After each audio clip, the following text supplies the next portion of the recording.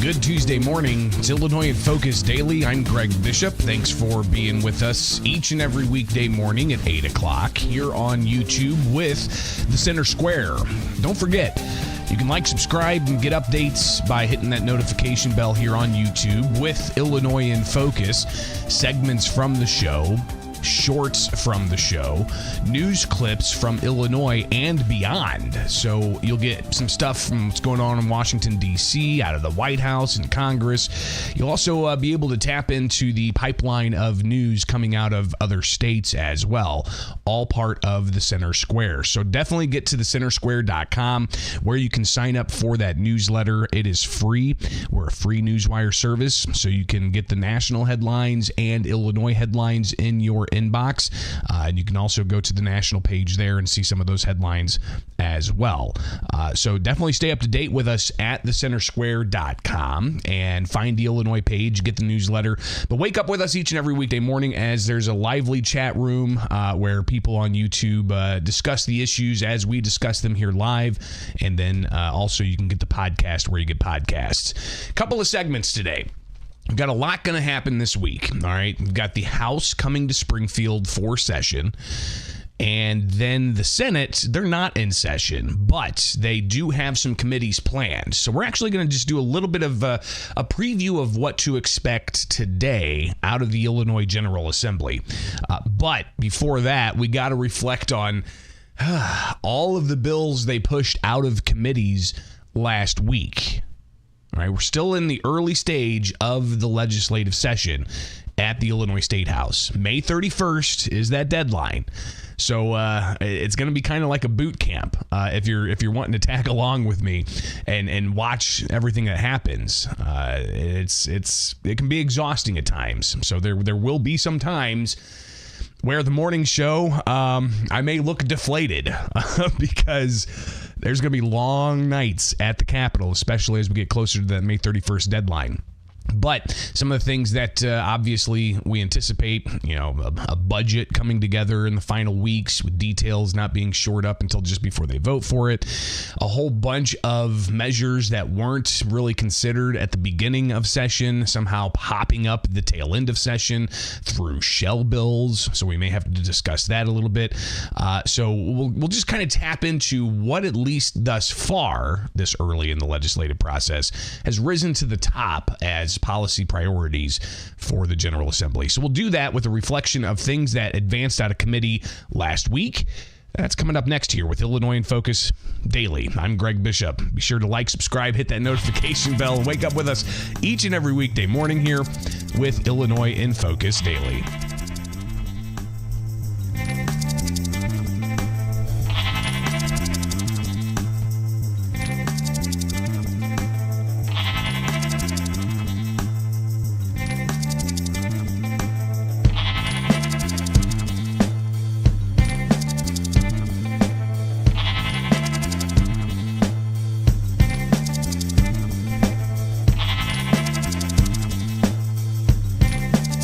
Nearly 1,500 bills were advanced out of committee last week at the Illinois State House. There's no way we're going to be able to go through all of them, but there are some rising to the surface that might take interest. It also gives us a chance to talk more about shell bills. Welcome in. It's Illinois in Focus Daily. I'm Greg Bishop, Associate Editor for The Center Square. You can catch us live here each and every weekday morning at 8 o'clock Central Time on YouTube with the Center Square. So be sure to like, subscribe, and get notifications of when new content goes up, including the live show. So what I do is I track what happens at the Illinois State House. I'm there on the ground, got a great team, even remote reporters helping tap in, and plenty of video coverage of committees and such. But there's so much activity that happens whenever they're in session. They'll have 12 different committees, sometimes 2 or 3 at a time, and they're advancing bills through those committees. So Friday last week was the deadline for bills to get out of committee. So all of last week it was rapid fire with tons of legislation being debated and advanced out of various committees. All together, went back and did just a quick review, and on Tuesday of last week, they passed 90 bills out of committee. 90 different bills passed out of committees. When I saw that, I was like, that's a lot. Then I looked at Wednesday's list, and there were 1,136 bills that advanced out of committee. 1,136 bills. Then Thursday last week, only 157 bills. And then Friday, only 1 bill advanced out of committee. But this gives us an opportunity, I think, to look at what are we talking about here when there are 1,000+ bills moving out of committee. So this is the report that you can get from the Illinois General Assembly website, ilga.gov. And then on there, you'll find legislative reports. And then you can select the day under certain sections, and you could see which bills moved out of committee and the status of all these bills. So I'll have to do like a tutorial sometime for some of you out there that really want to do these deep dives yourself. But this is the report from the 19th. So this is, last Wednesday. And we'll just scroll all the way down to the bottom because there it is. All right. 1,136 bills. The Senate advanced 987 bills. What were all those bills? Well, let's go ahead and take a look. You've got Senate President Don Harmon with a very long list of bills. And you're just scrolling through here. These are shell bills. These are bills that the Senate President has advanced through committee dealing with different types of issues like public aid tech or military service tech. But when you click through one of these, we'll just do Senate Bill 663. All right, so you click through here and it just says it amends the Murdered Children Funeral and Burial Assistance Act, makes technical changes. But then when you click on the full text, you'll see here that all it's doing is it's crossing out a word. Oh, no, this is there it goes. It's crossing out a word and replacing it with the same word. That allows them to say this bill does something. We're going to get it through committee. That way, at the tail end of session, they can then take this bill and amend it, gut and replace it. It's already through a committee. Likely, this is going to pass the Senate over into the House. If the House picks up the bill and says, okay, we're going to gut this and replace it with something totally not in the subject matter of this, and then advance it back to the Senate and concurrence, and boom, we got legislation, we got law. So that's just kind of an indication of what a shell bill is. And again, Don Harmon has tons of these. It's not just the Republican, it's not just the Democrat rather, but you also have the Republican leader, John Curran, in the Senate with his own stack of shell bills. And again, just tons and tons of legislation. So that happens, right? And so it's one of those things, at least as a journalist, you got to stay on top of this because this allows for, at the tail end of session, controversial things, quite frankly, to be replaced into a bill that's already made it through part of the process so that they can then advance and pass legislation out of both chambers in a much shorter time frame than what they typically do. So just wanted to take that opportunity to talk about that just briefly here. All right, some of the other things I've compiled here. No particular order per se, but these are just some of the bills that I think really rose to the surface from what they advanced last week. So, of course, we had the Homeschool Act that was very controversial, HB 2827, that's going to regulate homeschools, that we talked extensively about. One measure from the State Representative Justin Slaughter, House Bill 3496, Void Diversionary Program. What's this? this. So if we look at the synopsis of HB 3496, it says it amends the FOID Card Act, provides that a person charged with certain weapon-related offenses under the criminal code and sentenced to the first-time weapons offense program under the Unified Code of Corrections or any other court-ordered diversionary program created by law or by court of the state of Illinois may submit an application for a firearm owner's ID card before receiving a court order demonstrating completion of the program. It directs Illinois State Police to issue a FOID card to such a person upon receiving a court order demonstration completion of the program. Specifies that a FOID application made under this provision shall be approved or denied within 10 business days. It's interesting. So Justin Slaughter seeming to want to allow for individuals who have been charged with a crime, who go through a diversionary program, to then be able to apply for a FOID card, even if it's not completely completed, that they have the court documentation that can come later, apparently. So that's advanced. That's Justin Slaughter, Democrat out of Chicago. Another measure that advanced out of committee, the measure from Senator Robert Peters. It deals with office firearm violence prevention, Senate Bill 2280. Let's check this one out. Again, this is through committee, so it could come up on the Senate floor and actually be approved. It amends the Reimagining Public Safety Act, provides that the Office of Firearm Violence Prevention shall issue a report to the General Assembly that identifies communities within Illinois of 1 million or more residents, municipalities of less than 1 million residents, and more than 35,000 residents that are experiencing concentrated firearm violence, explaining the investments that are being made to reduce concentrated firearm violence and make further recommendations on how to end Illinois' firearm violence epidemic. So, indication that we have a firearms violence epidemic in the state. Some people would argue that the state has some of the most strict firearms laws. It doesn't seem to be working if we have a firearms violence epidemic. We talked about this one, HB 1316 from Republican State Representative C.D. Davidsmeyer. That passed out of committee, and that was a bill that essentially said that if a school official hears of somebody threatening somebody else with an alleged gun, then they have to report it immediately. Might see some changes. And all of this legislation we're going to talk about today, this is just the initial, go.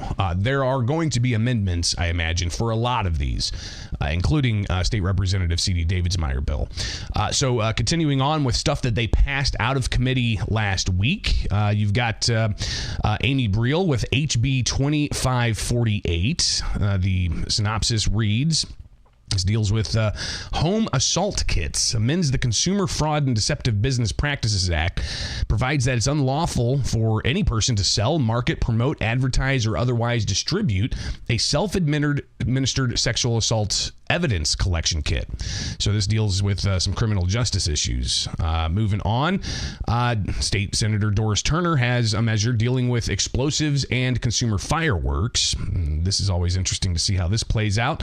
Amends the, we do have a committee amendment here. So makes changes about consumer fireworks and provisions concerning storage requirements and a variety of other transferring things. So looks like the firearm owner identification card is suspended or revoked if they violate this, and provisions that say people must acquire, possess, use, transfer, or dispose of explosive materials unless the person obtained a valid Illinois individual explosive license issued by the Department of Natural Resources.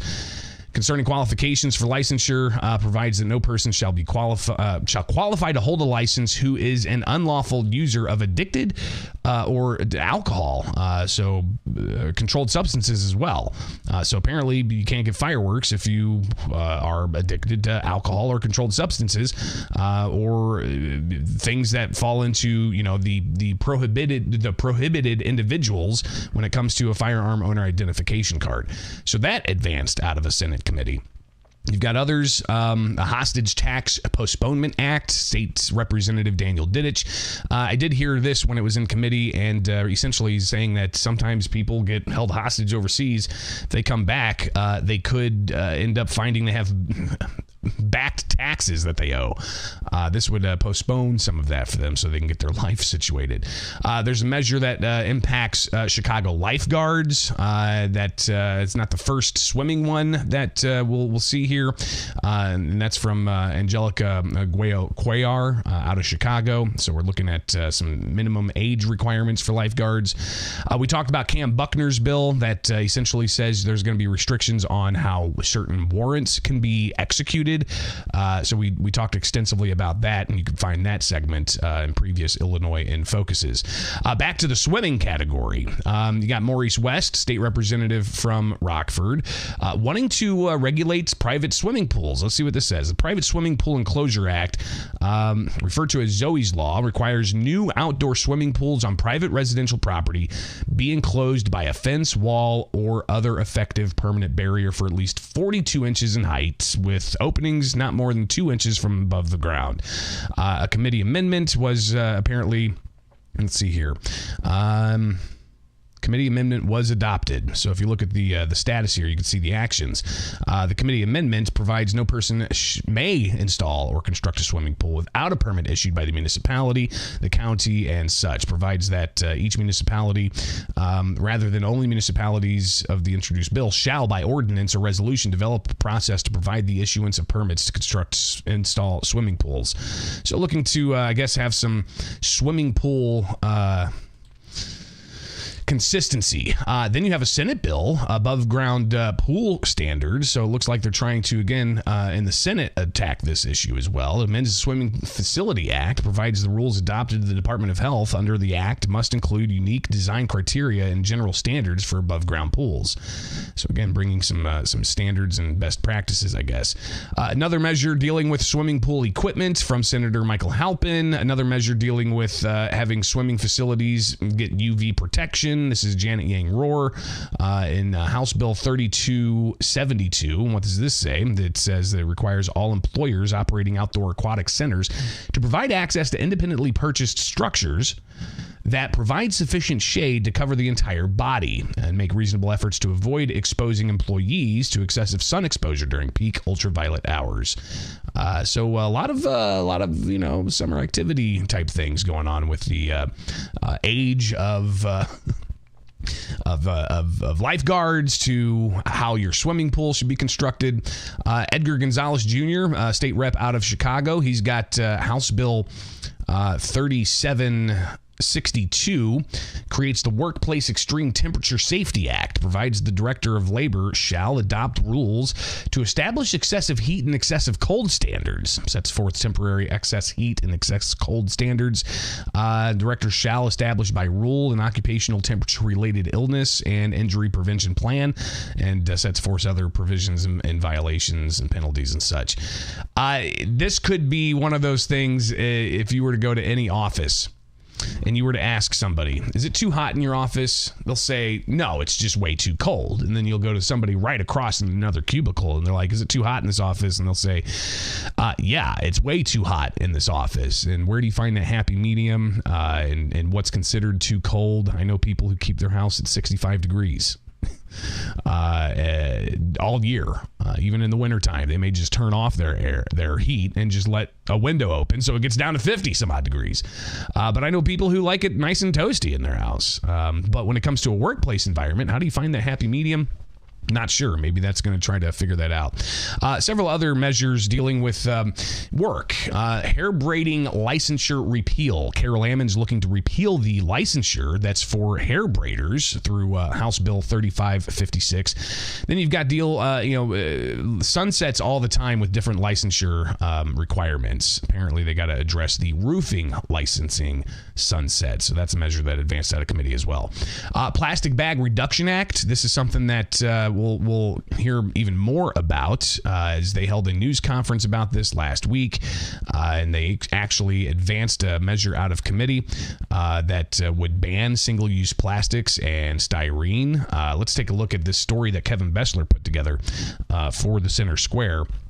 where he lays out, business groups are worried that that could bring about more costs for consumers. It's the Disposable Food Service Container Act aimed at banning polystyrene foam containers. Illinois already has a ban on styrofoam foodware at state facilities, but Laura Fine, senator from Glenview, she said that polystyrene, especially styrofoam, poses a significant environmental problem, decomposes slowly, and its tendency to fragment into microplastics and such. So they're looking for legislation and ultimately passed out of committee that would address this. So business groups, National Federation of Independent Business, saying this could lead to increased costs. Let's check out the next couple of bills here that I've got pulled up. The Illinois Sports Facilities Authority measure from Eva Dina Delgado. We've talked about this in the past as well. A lot of conversation about, if tax dollars are going to go to sports facilities, how is that going to be managed? Well, Eva Dina Delgado got this measure passed that ultimately would say if they're going to be giving out tax dollars and tax benefits to sports facilities, they need to consider women as well. So this looks like provides that a person may not, on the basis of sex, be prohibited from participating in or receiving any of the benefits of the program from the Sports Facilities Authority.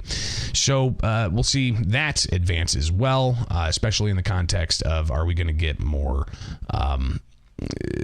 tax benefits for sports facilities? And speaking of sports, you've got State Representative Maurice West with this bill, House Bill 3527. He held a news conference about this, essentially saying that they want to prohibit discriminatory disability mascots. It restricts a public educational institution from the adoption and continued use of discriminatory disabled mascots. It allows a public education institution to continue to use uniforms or other materials being prohibited in the name, in the logo, or mascot that were purchased on or before the effective date. If this thing was to go into effect, it would go into effect September 1st, 2028. So the news conference they had a couple of weeks ago dealt with the Freeburg Midgets and said that they had several people there who were advocating for people who are of a shorter stature, that they said they don't like that term, but it's something that, the Freeburg area seems okay with the history of how they got to the name for their mascot, and we'll see how this measure goes. But that's also just one of the almost 1,500 bills that advanced out of committee last week. So hopefully you got a better understanding of the process at the State House. We've got more activity today, and we'll go through some of that. But obviously, it's also going to just be a busy week altogether.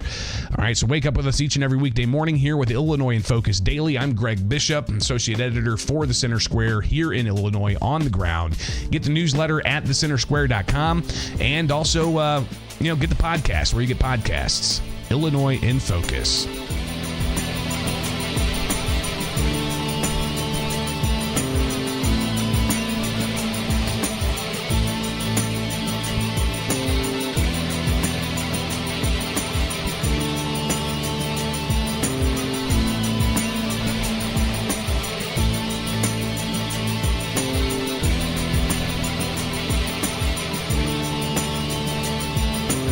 Segment here just to preview what's coming up today for Tuesday, March 25th. I'm Greg Bishop. It's Illinois in Focus Daily.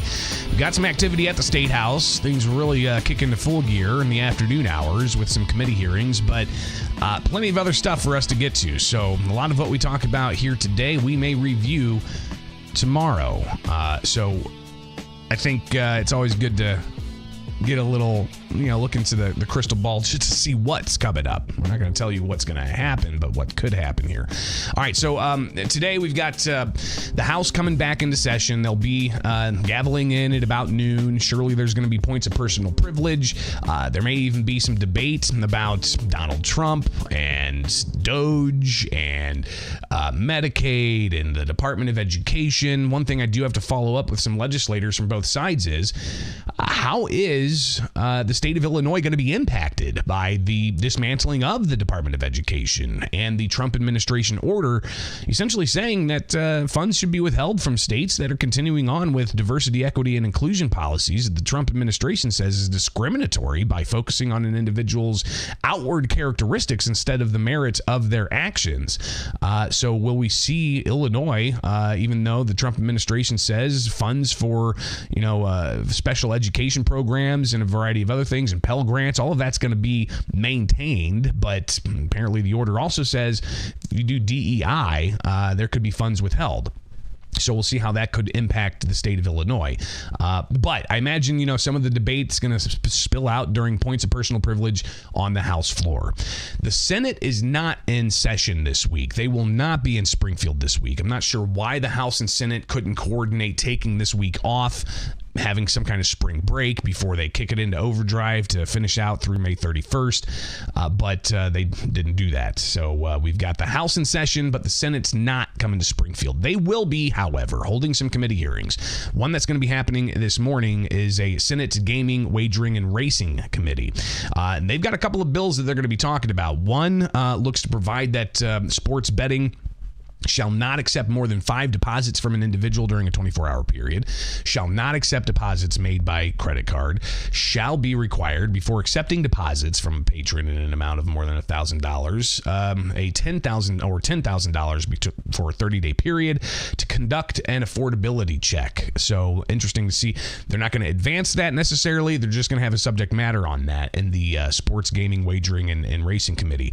They'll also be talking about fantasy sports, and it provides the Illinois Gaming Board may regulate the conduct of fantasy contest operators.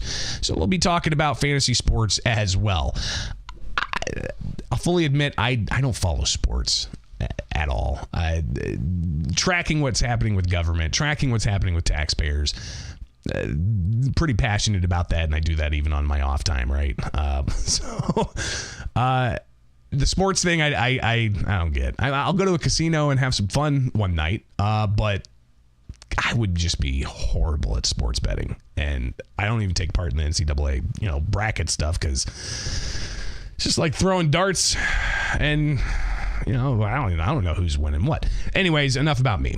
Moving on to some other things that are expected to happen today. Another Senate committee is going to be meeting later on today. The Liquor Committee is going to be meeting, and they're going to be taking up a bill that looks to create a distillery shipper's license. This is something that's been talked about quite a bit for several years. And you've got to think about in the space of alcohol, right? You've got beer, you've got wine, and you've got liquor. You also have the production side, the transportation side, and the retailer's side. All right. So all of these different interests floating around, and they want to make sure they're maintaining their lane and that they get the biggest benefit for their group in their lane. Sometimes they can clash. And we've seen some of that over the years, especially when it came to craft breweries. A lot of discussion about that 10 years ago, and then more push to get more craft breweries out there. And then you had wine, saying, hey, we want to be able to take these small wineries and help distribute directly to consumers. Well, now distillers are wanting to do this as well. And there's a lot of processes they got to go through. So they're actually going to be holding a hearing about that today in the Senate Liquor Committee remotely. Then you've got the House coming into session at noon, and they've got a couple of hearings on different committees this afternoon. One's going to be the House Appropriations Elementary and Secondary Education Committee. They're going to be talking about a bill that creates the mobile panic alert system, which says that it would essentially say each school has to implement a mobile panic alert system capable of connecting diverse emergency services technologies. At the Capitol, we got several options. We can get emails from state police whenever there's a building announcement. We can get a phone call or a text message to tell us, if there's a tornado siren or if there's a fire alarm or a bomb threat or whatever the case may be. Maybe something like that for schools. So they'll have that conversation. You've also got another measure in that committee that's going to look at dealing with the approval of funds for gifted and talented children and how that's available. So a couple of different subject matter hearings on the Illinois House side with a House Education Committee. Again, this is just a preview of what to expect today. Governor J.B. Pritzker has no events scheduled, so we won't be hearing from him. And he wasn't doing any events yesterday either.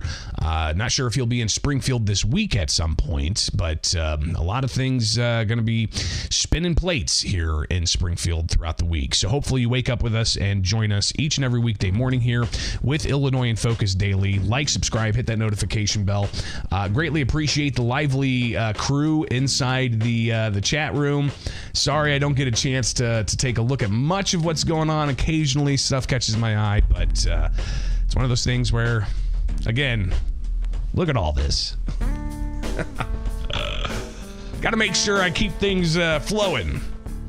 All right, it's Illinois in Focus Daily. Wake up with us each and every weekday morning.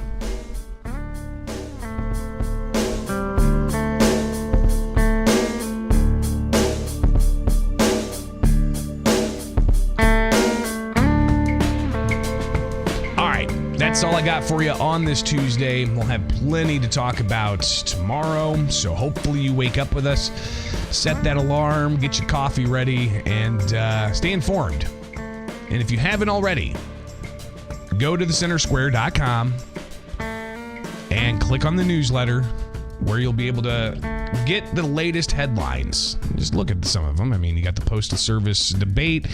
You've got the plastics ban issue moving through. Don't forget about the new Illinois convention that's going to be in Bloomington April 4th and 5th. We'll have some coverage of that as well. Egg prices. You want to read about that as well, you can do that. But of course, you'll get the latest right here with Illinois in Focus Daily. So I hope to see you here tomorrow, bright and early, and then on the flip side with the newsletter. All right, have a great day. It's only Tuesday, right? Yeah, it's only Tuesday. All right, be safe, everyone. See you back here tomorrow for Illinois in Focus Daily. I'm Greg Bishop.